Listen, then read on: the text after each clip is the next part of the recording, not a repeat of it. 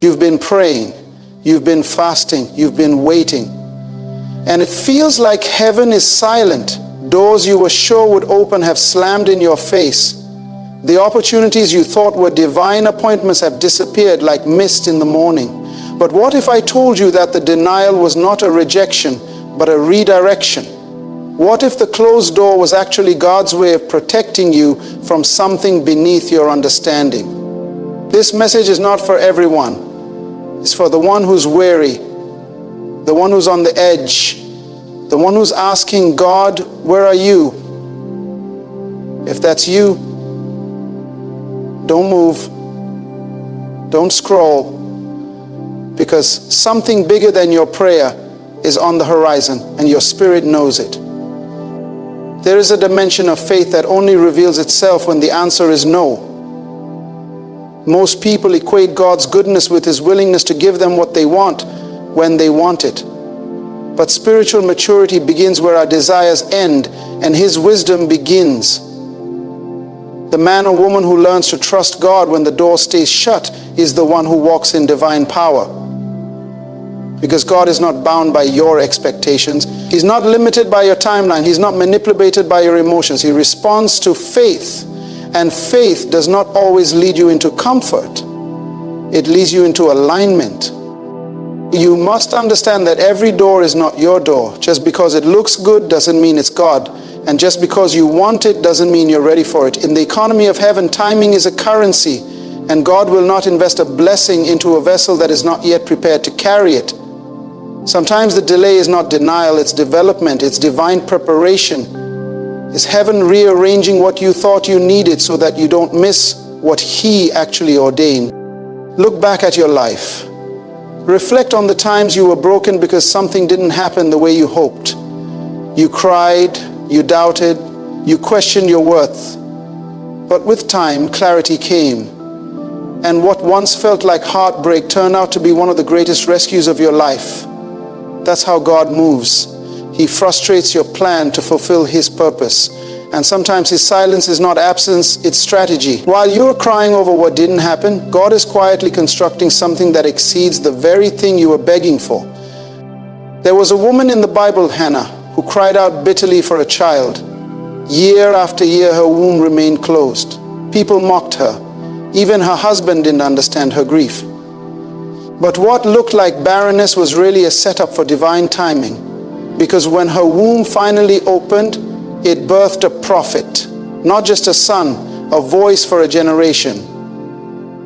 God delayed her request because the child she would carry had a spiritual assignment attached. Some of you are asking for things not knowing your request carries weight in the realm of destiny. And until the timing matches the purpose, heaven won't release it. The truth is, we don't suffer from lack of opportunity. We suffer from limited vision. We see what's in front of us and call it everything. We see one option and call it the only door. But God sees what you can't. He sees the trap behind that contract. He sees the heartbreak behind that relationship. He sees the destruction behind that job you thought would define your life. And in His mercy, He shuts doors not to punish, but to preserve. His no is not rejection, it's redirection. You prayed for it, but God denied it. That's not a reason to doubt Him, it's a reason to trust Him even more. Because the God you serve is not sentimental, He is strategic. He doesn't move based on your tears, He moves based on His truth. And His truth says, my thoughts are not your thoughts, and my ways are not your ways. That means the very thing you call delay might be His way of making room for something you've never imagined. You're asking for what looks like provision, but He's preparing a door of promotion. You're begging for what feels familiar, but He's making space for what is supernatural. Consider Joseph, sold by his own brothers, betrayed, falsely accused, thrown into prison.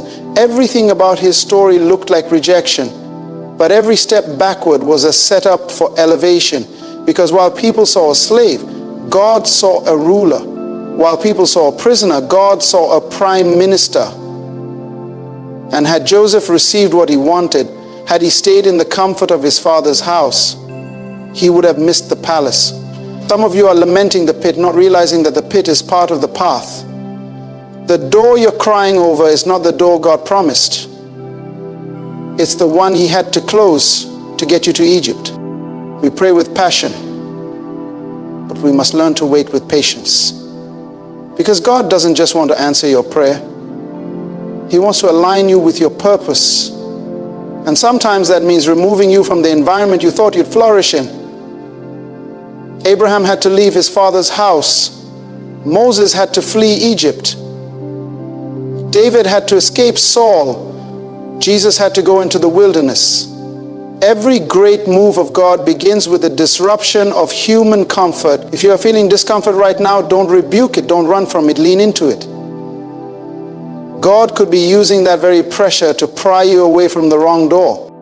You've been knocking and nothing is opening. But God never told you to force a door open. He told you to follow His voice. He didn't say your blessing was behind any door. He said it was behind the one He opens.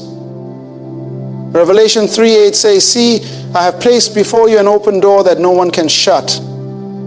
That means when God opens a door, it doesn't need your strength to keep it open.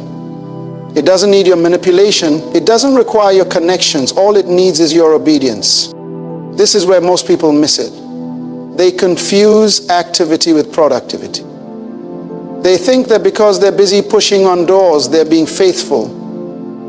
But faith is not proven in the push, it's proven in the pause. Can you stop pushing long enough to listen?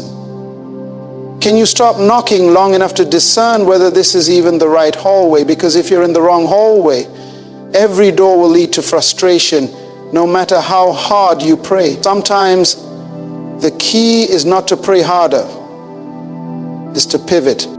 Before heaven's mount has been destined with hell, let's go inside now.